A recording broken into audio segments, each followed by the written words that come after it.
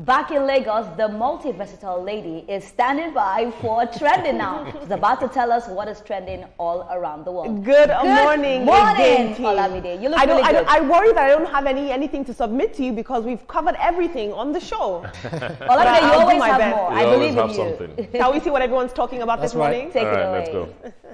Good morning again, Nigeria. I like to say that TVC has a finger on the pulse and an eye on the streets. And here on the Trending Now segment, my team and I do our best to bring you trending stories that are shaping the world that you and I live in. We begin today with this submission, where the federal government has rolled out a new policy that directly affects every Nigerian student preparing for NYSC. From now on, final year students must submit their projects and theses to the Nigeria Education Repository and Data Bank, NERD, before they can be mobilized for their service. Now, this directive was confirmed in a circular from the Secretary to the Government of the Federation, Senator George Akume, and it makes proof of compliance with this rule a mandatory condition for NYSC mobilization. They say that the aim here is about curbing certificate fraud, protecting Nigeria's intellectual property, and raising the credibility of academic qualifications. And each submission will also serve as a kind of independent verification, linking the student, their supervisor, and institution to the work. Now, those already mobilized or serving are exempt currently, but for fresh graduates, the message is clear: no submission, no NYSC. Let's take a look at what you had to say on social media. AJ Daniel says, this is an interesting move by the federal government. While it could help build a national research database and encourage academic integrity, the sudden enforcement might stress students who never expected this requirement. Let's hope that this process is smooth and doesn't delay NYSC mobilization unnecessarily. I'll take another tweet. Director Lekki says, with great Alawi comes great responsibility. Very interesting, team. Now, a lot of people online are saying, I'll take one more tweet. MEO says, that shouldn't be a problem. I'm done with service, but I would have easily uploaded my final year thesis. Kopawi, it was an interesting project. Uploading the thesis and the prototype is not the problem. Would they just leave it there as just another piece of data? It's not just another requirement. There should be more to be done, especially with it, than just submitting for submitting's sake. Team, this is very interesting. I'm going to come to you now. There was a lot of public sentiment online saying that this is just another form of bureaucracy, another bottleneck for NYSC students to jump through before being admitted. There are already so many snags in the mobilization process. Why add this now? But I think that the government is trying to create an intellectual archive for our students and also show them the power of integrity on paper. Sorry, the idea is not bad, but my worry is the management of it. You know, with the inefficiency and so on and so forth that we see every day in Nigeria. Will it be, well, is it not going to be a reason why somebody that should graduate not graduate because maybe he didn't upload it well or something like that? We have a lot of internet glitches happening in Nigeria. Those little things, have they been taken care of first before putting this policy into action?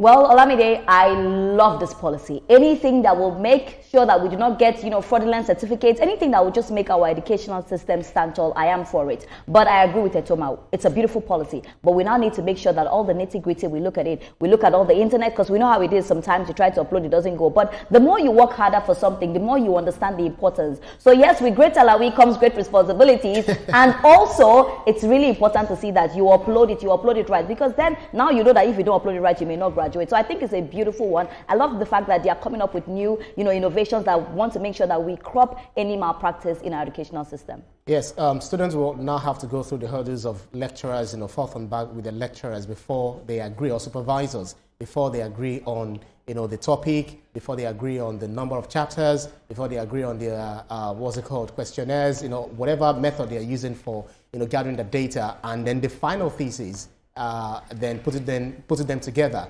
Then NYSC, the challenge I want to believe that coming up with this policy is something that was well thought out, because they're trying to curb certain things, which part of it, certificate forgery, etc. But the website, generally Nigerian governmental websites are usually problematic. You find it very difficult to access. You find it very difficult to upload. Some people have been asking, finding ways to, get their exemption letters, and they are not able to. They have to wait for several months, losing opportunities for jobs. So they need to upgrade their system, upgrade their server so that people will have access to it, and then, you know, all of those bottlenecks will be taken care of as people also fight through their own, you know, challenges of getting through this needle high. Absolutely, I couldn't agree more, Tim. I think it's a wonderful initiative, but I think the issue now will be rollout implementation in the mobilization process. Let's move on. Moving on, in the world of social media, Nigerian billionaire businessman Femi Otedola is taking a strong stand to defend his name. On X, he says that he has instructed his lawyers to file a 1 billion naira libel suit against Umar Sani, a former aide to the ex-vice president Namadi Sambo. But here's the background. This row started after Femi Otedola alleged that more than 2 trillion naira was siphoned through questionable subsidy claims under the Jonathan administration. Now, Sani fired back and he claimed that Otedola himself benefited massively from the era, alleging that he once controlled 90% of diesel imports and up to 40% of other petroleum products. But Femi Otedola says that that is a malicious lie. He's insisting that his company, Zenon Petroleum, only dealt in diesel at the time, which carried no subsidy at that time. In fact, he said that he was the first whistleblower who alerted the President Jonathan, former President Jonathan, that the then President, Senate President Bukola Saraki, about the subsidy fraud. But Otedola is not just suing for damages. He's also urging President Bola Tinubu to release the full Aigboje AIG Imokwede panel report, which investigated this subsidy scam. He says that Nigerians deserve to finally know the truth about who really looted the treasury. Meanwhile, Umar Sani has now penned his own reply, and he's asserting that courts are institutions that no Nigerian of good conscience should ever fear to approach. Let's take a look at social media. Shulu says, notice how all subsidy wahala always points fingers at politicians and billionaires, but the poor still pay the price at the pump. Very apt. And Kato Tarka says, in cases of defamation, the claimant must prove the statement was false, defamatory, and published to a third party. However, the defendant can rely on defenses such as justification, fair comment, or qualified privilege. The outcome here will hinge on whether Sani can substantiate his claims about Otedola and Zenon Petroleum benefiting from subsidy regimes. This is a very interesting. We're seeing not just with Pengasan and the Dangote refinery, the oil industry. It seems that there's not enough opacity in how can a decade later trillions of naira in this subsidy scam still cannot be accounted for, and the people responsible for this are allegedly all pointing fingers at one another. We need more opacity in the oil and gas industry. Wouldn't you agree? Yes, President Bola Tinubu has shaken the table. In fact, he has broken 2 legs off the table with this subsidy thing. And I don't think this is the last we're going to hear about individual claims and counterclaims. But for this particular one, the onus is on Sani to prove what he said. It's also an opportunity to call on politicians to be very sure of what they want to say before they go to the media.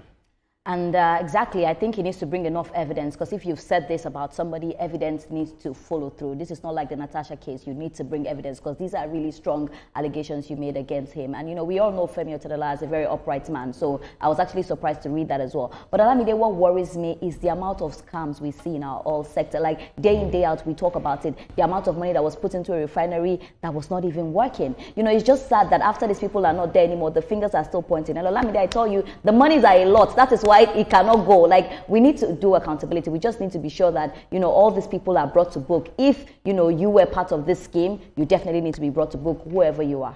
Absolutely.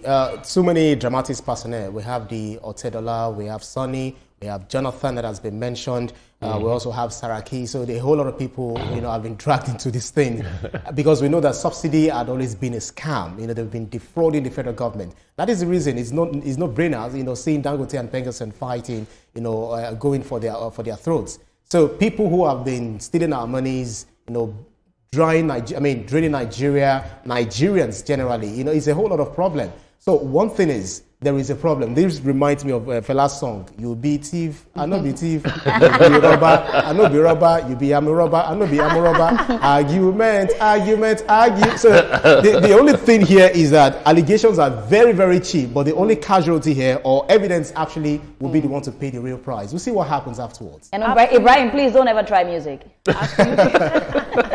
It would be very interesting to see that this elusive Imokwede report will be published, and then we'll finally know the truth. Paper doesn't lie. Let's move on. Yeah.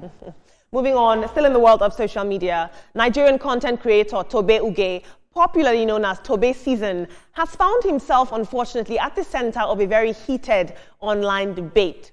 For months now, Tobe has been traveling across Nigeria, especially the north, documenting the culture, the food, and the everyday life of communities in his travel series. But his latest post that was released yesterday to mark World Tourism Day urged young Nigerians to celebrate the beauty of their country.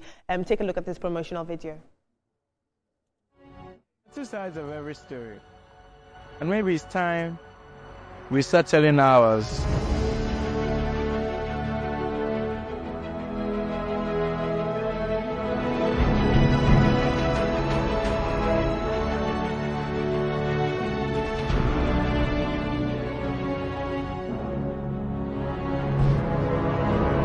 I'm not asking you to change Nigeria. I'm asking you to see it.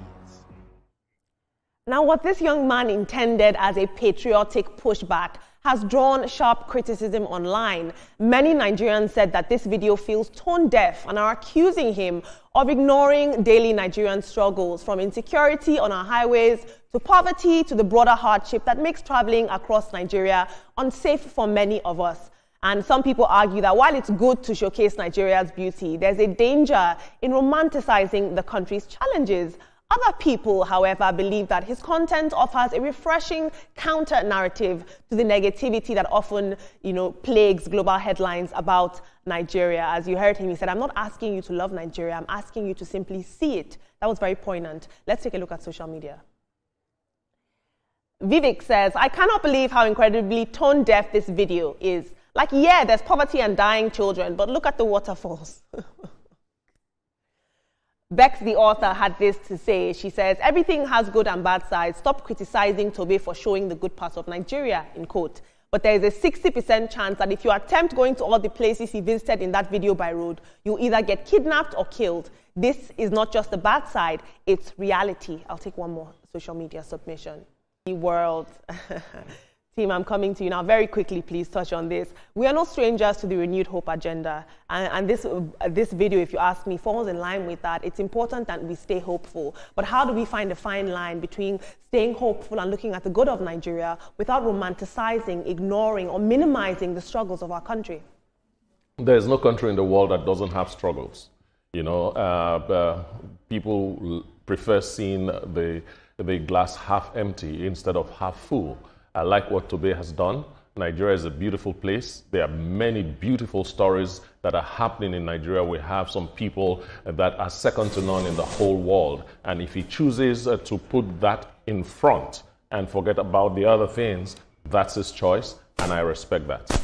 I'm so happy you brought this story because, I think about last week before he got called to the bar. Congratulations, because he's been called to the bar. We had a conversation where I told him that I wanted him to come on the show. He's done a fantastic job just showing how beautiful Nigeria is. Now, the question I want to ask Nigerians is, why do we always want to show the bad side of Nigeria? Do you think other places do not have bad sides? This young man has gone out to show how beautiful Nigeria is, and we are still bashing him. What do we really want? Congratulations to you, Tobe. You've done a fantastic job. As a Nigerian youth, this is what we want to see. We've been talking about Nigerian youth portraying Nigeria in the right light. Somebody has done it, and we are now castigating the person. So the question is, what do we want? Well done. We want to see more of this. Well done to you, Tobe.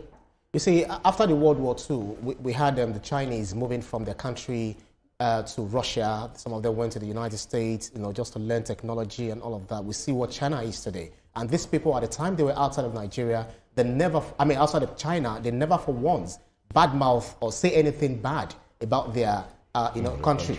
But we have Nigerians, some of them who are jackpot, and they do everything to run down Nigeria. Any opportunity that they have. We have someone like Kemi Badenoch who always say Nigeria is this, Nigeria is that, to the extent that she said she went to girls only college, but then she did everything to ensure that a guy was, sent out of, sent out of school because of exam malpractice, then you know that that's a big lie, a big fat one. So it is only what you choose to see, what you choose to amplify about your country that's going to happen to you at the end of the day. So always see the positive side. Nigeria is a great country, beautiful country, lush, green, everything. Talk about Nigeria, we are just number one. No place like home. It is my country, and we are going to be here and make it better. And let me just say something quickly, Olamide. It seems like we have double standards, because if this boy had gone out to portray the bad side of Nigeria, they will castigate him. He has gone to do the good one, they are castigating him.